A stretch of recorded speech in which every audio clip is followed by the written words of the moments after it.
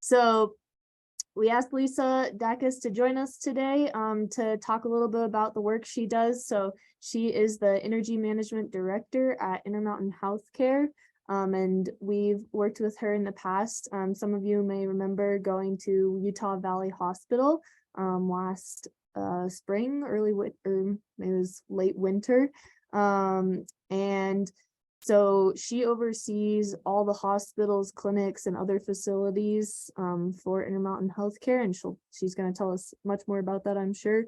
But really, we just wanted you all to get an understanding of kind of the considerations that she has to take into account when looking at energy management projects and energy efficiency, to give you all a better idea of what's going on the other side once we hand off our reports to customers and they're looking at energy efficiency projects. So, and then we also wanted you to kind of get a peek at a career path that some of you may want to follow in the future. So energy managers are definitely in demand at large and small facilities alike. So I'll hand it to you, Lisa, to take it from here. Okay, great. Thank you. Thank you for the invitation to come and present. I'm happy to do so.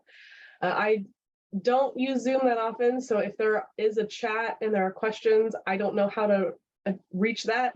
So feel free to interrupt me, or we can leave some time at the end for questions as we go along. Either is fine. And Lisa, Mariah and I can also keep an eye out for that, so no problem. Okay. Yeah, we'll let you know if there's chat questions. Great, thank you. Like Mariah introduced me, my name is Lisa Dakis. I'm the Energy Management Director for Intermountain Healthcare. Let's see, I'm gonna advance to my agenda slide. Here we go. I'm gonna describe a little bit more about Intermountain Healthcare, and then I'll go into more specifics on the Energy Management Department. And then I'll talk about some projects that our Energy Management Department oversees and give you a couple of project highlights. And then I'll wrap up with some sustainability efforts that Intermountain Healthcare has currently going on. Intermountain Healthcare is a not-for-profit healthcare organization. Many of you have maybe seen some of our facilities around the state of Utah and the surrounding states. Our mission is to helping people live the healthiest lives possible. And that is because we are a healthcare organization. We really want our communities to be healthy. When they come to our facilities, they are usually not in the greatest state of health. And so our work is twofold. Number one, to heal when we do need to see those sick populations, but also to contribute to our community and improve the status of our environment that we live in so that people can live the healthiest lives possible. So by the numbers, Intermountain Healthcare, we are now 33 hospitals, 385 clinics. That's an approximate number because a lot of those do include clinics that are concurrent on a hospital campus or standalone clinics, but there are quite a few. Right now, we are operating in 7 states, and we are split into 3 regions. And I'll explain more about that in a second here. But first, I wanted to let you guys know, it's maybe a well-known fact now, but earlier this year on April 1st, the announcement was made that Intermountain Healthcare and SCL Health have merged. SCL Health was a healthcare system based out of the Denver area, also a not-for-profit healthcare company. And so now the 2 organizations together are referred to as Intermountain Healthcare. The 3 regions that I was describing, here they are. Intermountain Healthcare Legacy, what we call Legacy Intermountain, was traditionally Utah, Idaho, and a little bit of Nevada. And now we've expanded even further east to additional states. Usually when I refer to Intermountain Healthcare, in the past, I would have just meant the legacy Intermountain Healthcare, Utah, Idaho, Nevada, which is now kind of split in the Canyons region. The Canyons also encompasses most of those legacy Intermountain Healthcare sites. Now we have the desert region, which is the southern Utah, Nevada, and parts of Arizona. And the Peaks is the traditional SCL Health part of the organization. This is where our 33 hospitals are scattered around the different states, and the headquarters for the Canyons region is still here in Salt Lake City, Utah. So we have quite a large footprint and quite a variety of facilities. I will say that the merger is still, although it's finalized, we have yet to really see what that means from a facility management and an energy management perspective, how the traditional Intermountain Healthcare legacy facilities will integrate with the Peaks region, or the former SCL Health facilities. So from my perspective in energy management, what I have traditionally have been overseeing is, from a utility perspective, we spend a lot of money on our utilities for healthcare facilities. They are energy hogs, but for good reason. You want to make sure that the air you breathe is clean, you are comfortable, the temperature and humidity are within range, but that doesn't mean you have to be wasteful. So by the numbers, again, last year in 2021, we spent over $20 million in our electricity costs. We've spent over $7 million in our gas costs and over $3 million in our water costs. And this is only for the 14 million square foot of facilities that I am currently tracking. It doesn't include all of our clinics. It's typically only the buildings over 50,000 square feet. And again, this is the legacy Intermountain Healthcare sites, does not include anything in the Peaks region. So now I'll get a little bit more in depth on the Intermountain Healthcare Energy Management Department, which is the department that I am responsible for. So here's our team. This is when we went to tour the new Primary Children's Lehigh Hospital. And it's currently under construction, due to open, I believe, by the end of next year. And so our department oversees a variety of different things. So from the new construction, our team is often invited to participate in design reviews for new facilities or major renovations, remodels. We look at the overall design, we look at the specifications, and when major equipment is submitted on, we get a say in how our facilities are designed and what goes in those facilities, because ultimately we will be maintaining them. So we like to get involved in the design early on before the shovels hit the ground. Our team also develops construction standards, so the standards that are first implemented before the design start, so that we can create some sort of standardization and the opportunity to have efficiency built into the designs before the facility is even designed. Our team also gets involved with major equipment replacements, so a large chiller plant, a boiler system, rooftop units, any major mechanical and sometimes electrical equipment. Our team will often take the lead on managing those projects, especially if they are planned. Sometimes they are not planned, but when they are planned, we typically get involved in those replacements. And then we get involved with energy efficiency projects, controls upgrades. Most of our facilities have a sophisticated control system, a building automation system, so that our facilities can operate how they need to. And we also have a central standardized controls strategies, so that we can make sure our healthcare facilities are running as efficiently as possible. So that's all the new construction stuff that we get involved with. But most of our facilities are up and running, and we oversee some of the operations and maintenance. When facilities are built, We often get involved with some of the commissioning, and we additionally are involved in recommissioning once the facility has been running for a few years. And we are now starting to do more monitoring-based commissioning, and that goes along with a fault detection and diagnostics platform we are rolling out. We're using SkySpark to collect data from our building automation systems, and through those analytics, we are going to be making informed decisions and performing ongoing monitoring-based commissioning activities to make sure that not only our facilities are running well from the start, but they continue to run as efficiently as they can. Part of that, and just as our facilities continue to age, we often get involved in building automation and controls upgrades, or just sometimes assistance to help facilities understand how their building automation systems work, how their equipment should be operating.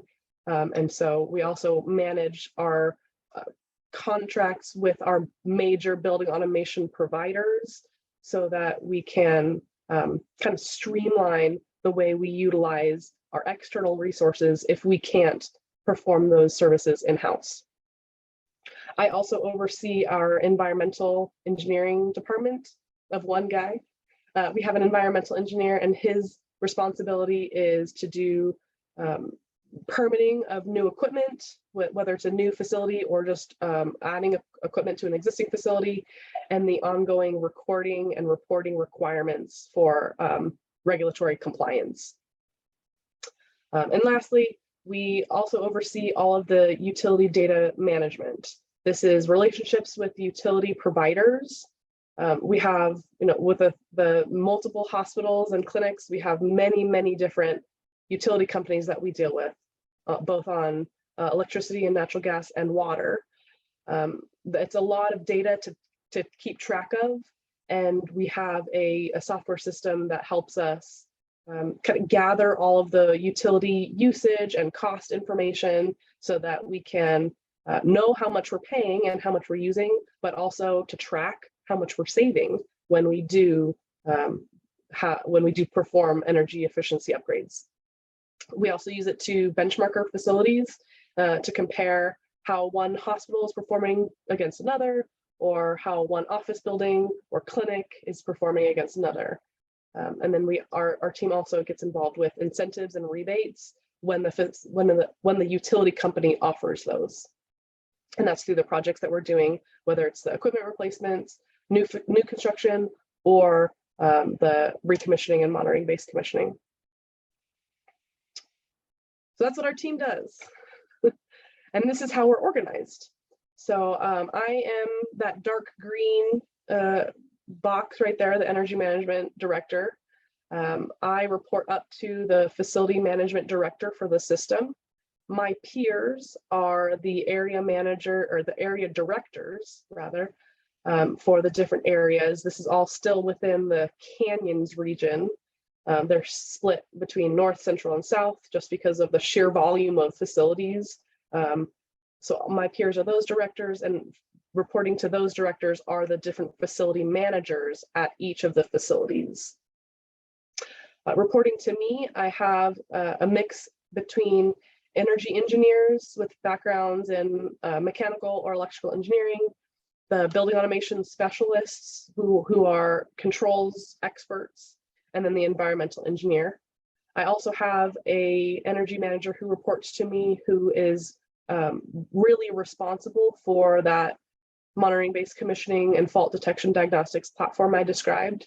And he is right now building his team, which is also going to be energy engineers and building automation specialists. So here's my shameless plug. We are hiring entry level and experienced energy engineers and building automation specialists. We have those positions posted right now, and we are also planning on hiring an intern next summer. I don't think that position is posted yet, but the title slide has my email address. So if anybody is curious, wants to know a little bit more about the work that we do or the opportunity, please let me know, because we would love to have you join our team, if Julie doesn't steal you. Nope, I endorse that 100%, 110%, Lisa. Okay. So I wanted to kind of go over some of the benefits and challenges of so many sites to keep track of. And so, of course, we're going to start with the benefits of the multiple facilities. It really is the variety. We get to see so many different projects, so many different opportunities. Really, it's the whole scale of whatever you could imagine. You know, we have facilities that, you know, Intermountain Medical Center down in Murray is probably the largest hospital in the state, maybe other than the University of Utah. You know, 2 million square foot facility. It's huge. Has, you know, specialty services, trauma care, whatever you could imagine with a healthcare facility is at IMC. We also have, you know, tiny little clinics and strip malls, and everything in between. And it's not just healthcare facilities. It's, you know, obviously the hospitals and clinics, but we have, you know, at least a dozen office buildings like the one that I work in. We also have facility support spaces. We have an industrial central laundry facility that processes all of the laundry in the greater Salt Lake area. We have a data center. We have 2 supply chain distribution warehouses for all of our medical supplies. It's really, the opportunities are endless. And with that comes a large savings potential. You know, there's plenty of opportunity. Like I mentioned, the healthcare facilities use a lot of energy, but it doesn't mean we need to be wasteful. So there are you know, always opportunities for us to save energy and improve our operations.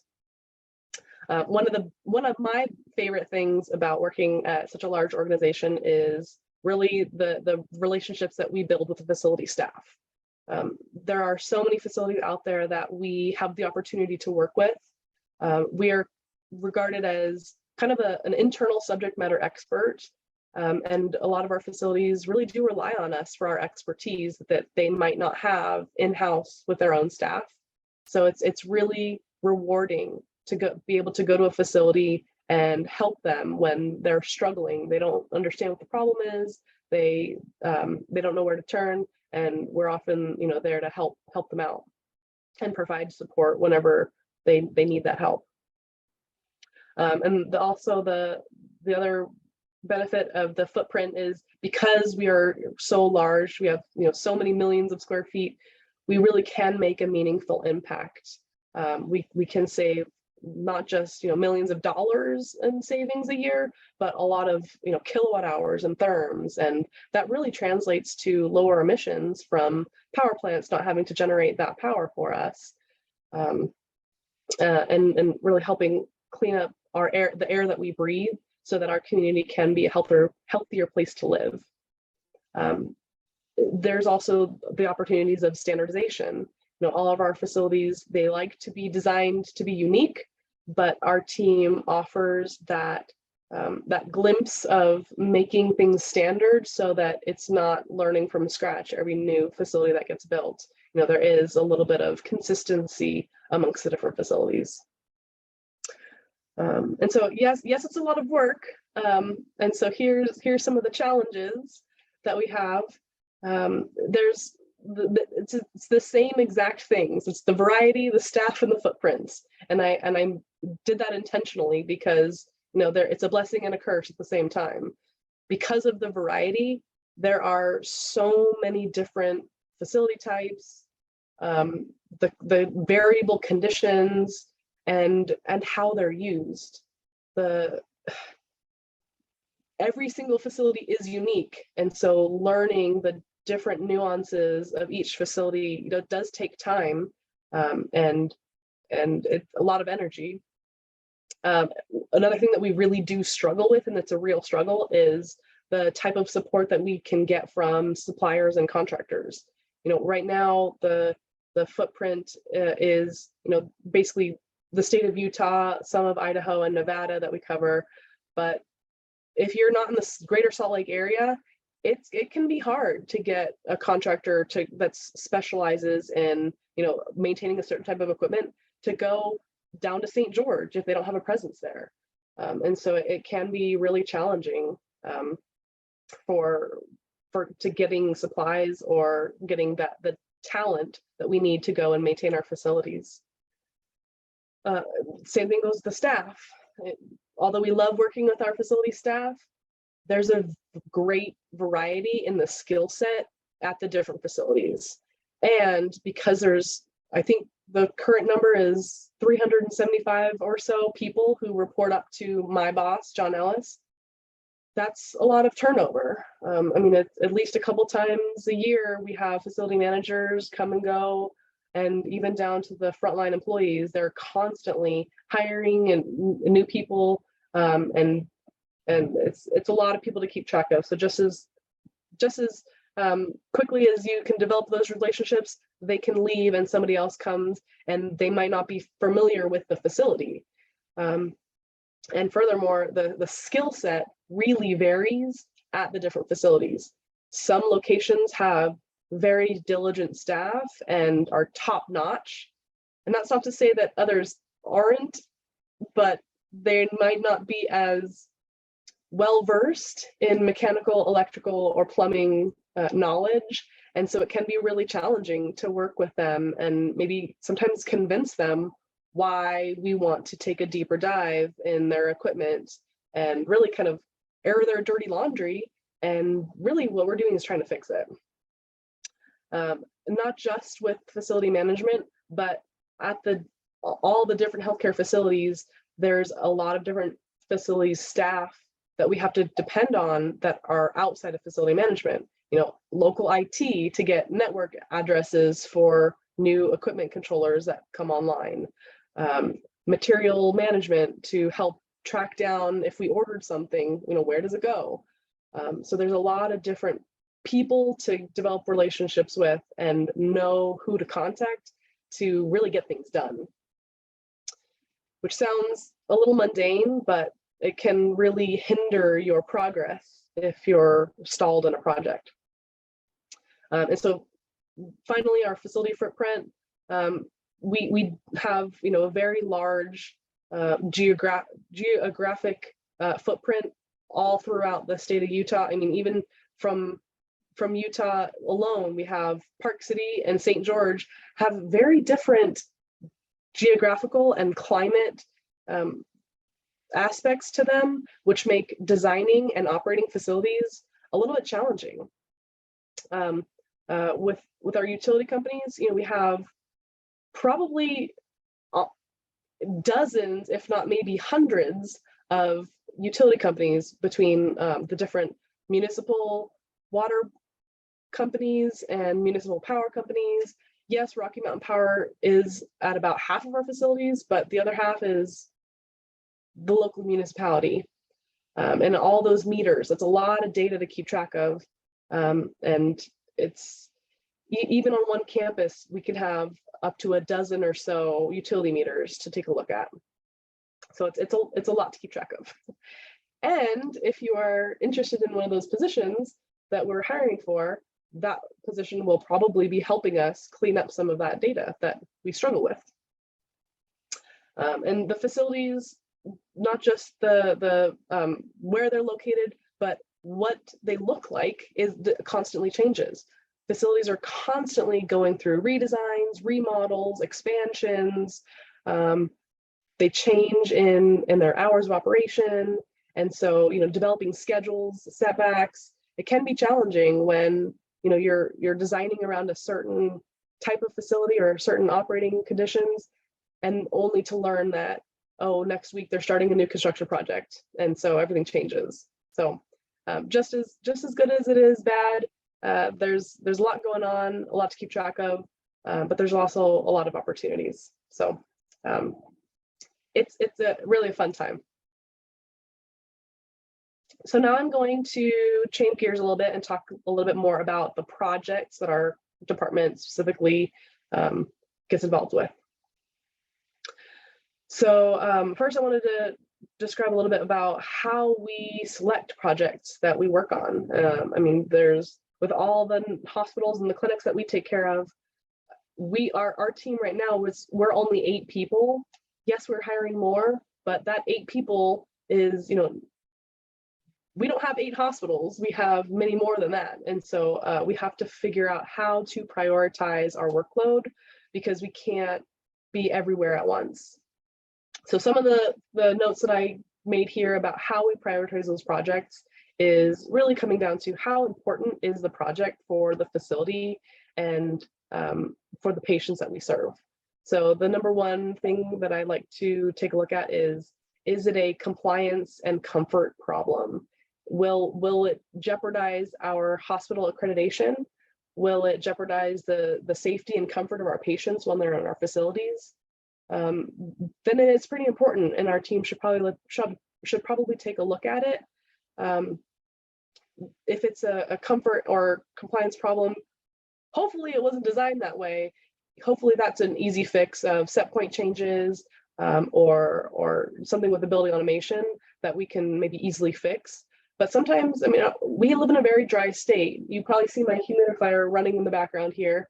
It's very dry, and so we struggle with humidity sometimes in our facilities, even when they were designed correctly. So that's one thing that we try to do when we get involved, is just help us make our environment safe and comfortable for our patients. The end of life replacements is those major equipment replacements that are planned. Sometimes they are unplanned, but with our fault detection diagnostic software, hopefully we will avoid those emergency end of life equipment repairs and replacements. But a lot of the times our team doesn't get involved in large capital projects where it's, replacing a boiler plant, replacing a chiller. The picture you see here is at Intermountain Medical Center. We replaced the burners on all 4 boilers. And that was, a great project. It makes the boiler plant run much smoother now. Obviously, our energy management department wouldn't be doing justice if we didn't take into consideration the energy savings opportunities. That's usually the first thing that we look at. What kind of savings potential is there? Not just cost savings, but energy savings, and how we can really have the icing on the cake of making your facility run better while saving some energy and saving some money. And then we also do field emergency requests. This is probably more of those kind of operation and maintenance items for our building automation and control specialists. A facility has, this really did happen a couple weeks ago when the first cold snap came. Air handlers tripped offline because the freeze stats tripped, which just means the temperature entering the air handler was cold enough that it tripped to safety to protect the chill water coil from freezing, and the air handler goes down. And what do? The air handler's down. Well, really the easiest thing to do is see what tripped the safety and fix that problem. And so often our team gets called when they either don't know how to reset it, they don't know how to troubleshoot, and really see what tripped the air handler. But we often get involved with a lot of those emergency calls from facilities because we have developed those relationships with them, and they do trust us, and they want our help, and sometimes need our help to get their facilities running back online. So some other things that we do think about is the project management support. Like I mentioned, all the facilities have very different skill sets, and some facilities are very well capable of hiring their own design engineer, overseeing some designs on projects, and overseeing the implementation and construction. Others really struggle and they need our help. And so we will get involved especially if it's a complex enough project, and if it's a different enough use than original. So if it's just simply like a replacement in kind air handler or something that's pretty simple, yes, maybe our team will get involved and review some designs, but we really want to get more involved if it's a complete different type of air handler, or consolidation of 2 or 3 rooftop units into one large air handler, something that's a little bit more complicated, but the facility manager maybe just doesn't have the time, knowledge, or resources to handle himself. We also need to consider what is currently going on at that campus. Are they going through a remodel? Is there other construction going on? This is happening at one of our facilities down in Murray. They're building a new surgical center on that campus, and it's kind of an interesting scenario of what's going to happen with the existing operating rooms on the existing hospital campus once this new surgery center comes online. We don't know. And so it's kind of hard to design and select equipment when you don't know what that space type is going to be used in the future. So we really need to, get ahead of ourselves and really take a look at the whole facilities master plan. What is on the horizon for the plans for that facility, and how can we design and implement the best thing that can be done for that facility for now and in the future. Let's see. Okay, so here's the fun part. We're going to talk about some projects. So I just wanted to highlight 3 different projects that we've done recently to give you an idea of what we've done most recently. So one of the biggest energy saving projects that we actually had was lighting. This happened so we started in 2017 and we finished last year. First, we started with the interior lighting, and then we did exterior lighting in the last couple of years. Because most of our hospitals are 24/7 facilities, that means that there was a huge savings opportunity switching from fluorescent to LED lighting.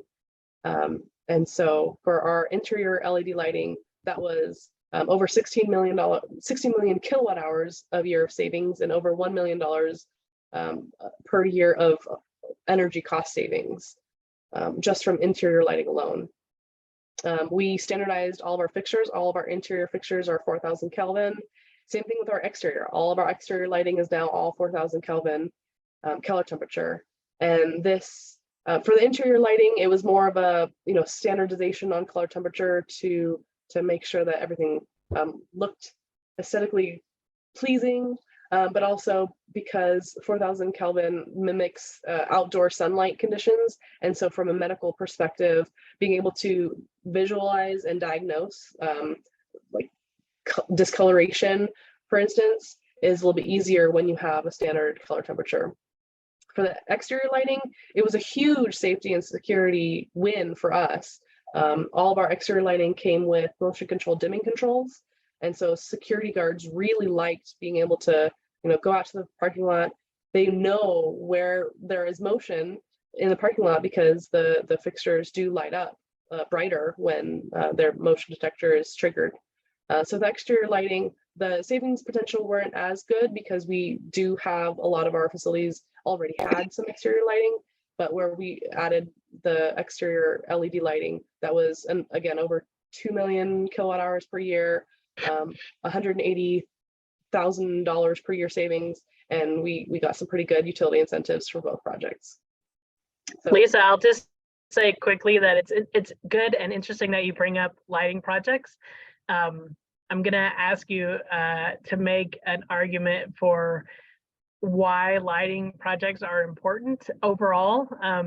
Just because I actually just mentioned this, I think, even in class last week, but in general, sometimes in our team, lighting gets a bad rap for being too simple or not important, sort of beginner work for beginners. And I am constantly trying to bust that myth just because of the importance that I know lighting has from certainly from an overall perspective. So what argument would you make for the importance of lighting and people learning about lighting retrofits when they can? Sure. Yeah, Julie. Well, I think you hit the nail on the head. It is pretty simple, and a company would be foolish to skip on a lighting retrofit because it is so simple, because lighting paybacks are so short, and the savings potential are so large. It's really an easy win. It's pretty simple work. It's usually non-invasive. It can be a very quick turnaround time, and with the sophistication and really costs of fixtures have really come down a lot.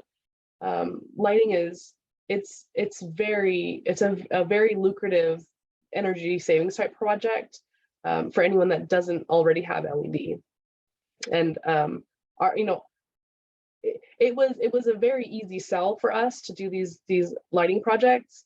And I'm very surprised to hear and see other large customers in the Utah market have not done lighting projects, because it is so simple and has such high energy savings potential. And really, the LED fixtures themselves, even if it's not a full fixture replacement, you can do kits. So keep the fixture in place, just install a retrofit kit, and your savings are not just for the energy savings, but maintenance cost savings. The LED fixtures tend to last many years longer than fluorescent fixtures, and so not only are you saving all the energy from less kilowatt hour per square foot, but now you're only replacing the lights every 10 years instead of every 3 to 4 years. So and that's not just the maintenance cost savings for having someone go up there and do the work, but the material cost savings. And so that was a big thing for us for standardization, as well as we have a pretty large attic stock of the same type of fixtures. And even if one facility doesn't have what they need, it's likely another facility does have that on hand. So we're able to share some material resources between different facilities. So yes, do lighting. Another project that I wanted to highlight here is Sevier Valley. This is out in Richfield. This project, we did a couple of different things. We did a air handler consolidation and replacement. And so there were 5 rooftop units, and we consolidated a few and made a replacement of 4 rooftop units. And then in typical fashion, any energy management project has to go in and do some recommissioning while we're at it. And so we did a lot of reprogramming for both the hospital and the air handlers that serve the areas, as well as there's a clinic there that has a thermal energy storage system, which is basically a big bath of salty ice water on the roof. And so we run some chillers at night to bring the temperature down and use that basically cool water to supplement our cooling loads during the day. So it just needed some reprogramming. And from the air handler replacement and from the recommissioning and the thermal energy storage system, we were able to save, let's see, about $200,000 from the air handlers, another at least $100,000, 100,000 kilowatt hours per year, and 200,000 kilowatt hours per year of savings. And then combined, it's about what is that? $12,000–13,000 of energy cost savings per year, and then some pretty nice utility incentives on top of that. It's really nice to be able to tell the hospitals, even out in the dinky little Richfield, Utah, hey, you're going to save a lot of energy, and by the way, here's $30,000 on top of that. Another project that one of my team members did was a pretty sophisticated chiller replacement and cooling tower replacement at our Lake Park office out in West Valley. So this was a replacement of an end-of-life chiller and some installation of 2 new cooling towers on the roof, and also reprogramming there's 2 IDEC air handlers. That's air handlers with indirect, direct evaporative cooling. So you probably see this a lot in and around Utah. Is evaporative cooling is a really great way to provide cooling without using a mechanical chiller. And many of our healthcare facilities, the inpatient facilities, they cannot use evaporative cooling, unfortunately, because it's not a allowed way to humidify your space. And so whenever there are either clinics or office buildings or any type of non-critical facilities that have evaporative cooling, that is really one of our team's highlights, is if we can go in and recommission an air handler to get the evaporative cooling system to work again. At the first time one person complains that it's smelly or it's humid, the facility manager might say, okay, this is complicated, and disable the evaporative cooling section. But it's really a travesty, because evaporative cooling is so effective at cooling your facility space. And so we really like to get involved in projects that can re-enable those evaporative cooling systems. So here we go. This is a pretty big energy saver, because the old chiller was really kind of a hunk of junk, and we got a nice new chiller instead. So here we had 600,000 kilowatt hours a year of savings, and the air handler reprogramming was 100,000 kilowatt hours a year, and that was over $50,000 a year of savings, and over $70,000 of incentives on top of that. So pretty good projects. This is just one of really hundreds of projects that we do. Really, the opportunities are endless. We're getting a little bit short on time, so I'm just going to quickly cover what we are doing for sustainability. So we have a sustainability director. He's kind of a peer to my manager of facilities management, but the sustainability director has 9 fundamentals that he's trying to highlight in his sustainability efforts. And some of the goals he's set for himself are reducing our anesthetic gas carbon footprint, decreasing our waste, or I guess increasing our waste diversion, increasing our utilization of renewables, and getting all of our new fleet vehicles to have either hybrid or EVs. And then we are also a member of the Health Anchor network. And some examples of sustainability projects that we do is regenerative land use. This past summer, we've tore out a lot of grass, and that really translates to a lot of water savings. We have free electric vehicle charging stations at most of our facilities, most of our major facilities. We are diverting part of our cafeteria food waste to the Wasatch Resource Recovery Anaerobic Digester in North Salt Lake. And we are actually part of the Castle Solar project. The University of Utah is also taking the other half of the Castle Solar project, but that is a large-scale renewable solar facility in central Utah that will be coming online the end of next year. So both Intermountain Healthcare and University of Utah are going to take 20 megawatts of that project. And so what does energy management do? I work often with the sustainability director, and really what we do is a lot of the energy efficiency work we do and energy savings really contributes to part of his goals. We also have our environmental engineer. He's making sure that we stay on track, and our utility data really proves that we are not just making sustainability efforts, but we're measuring the energy savings, the cost savings that result from some of these projects. Okay. Awesome. That's all we do at Intermountain Healthcare. So I'm happy to take any questions. Awesome. Thank you so much, Lisa. There's a couple of questions in the chat. Ellie, do you want to ask your question?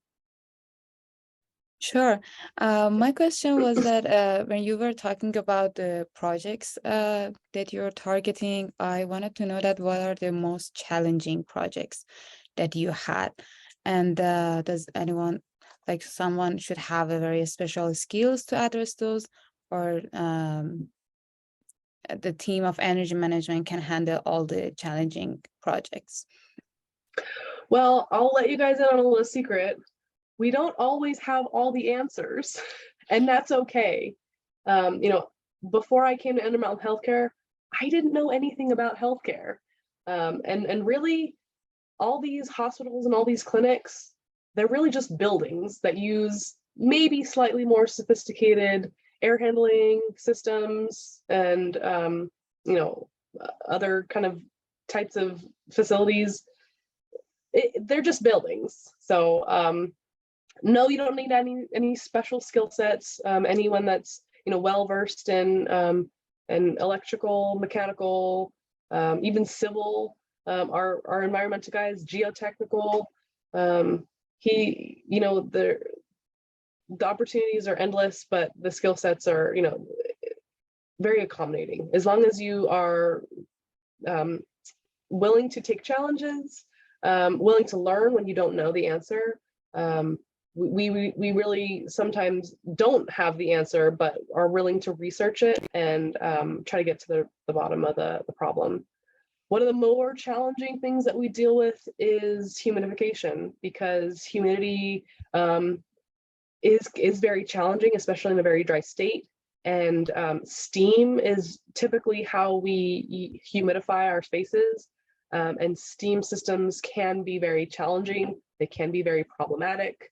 And so a lot of our biggest challenges is getting humidification systems to work correctly, especially in critical environments like operating rooms, processing labs, clean spaces, things that have very tight humidification requirements. Okay, thank you. I think Jessica also had a question. Do you want to ask that, Jessica?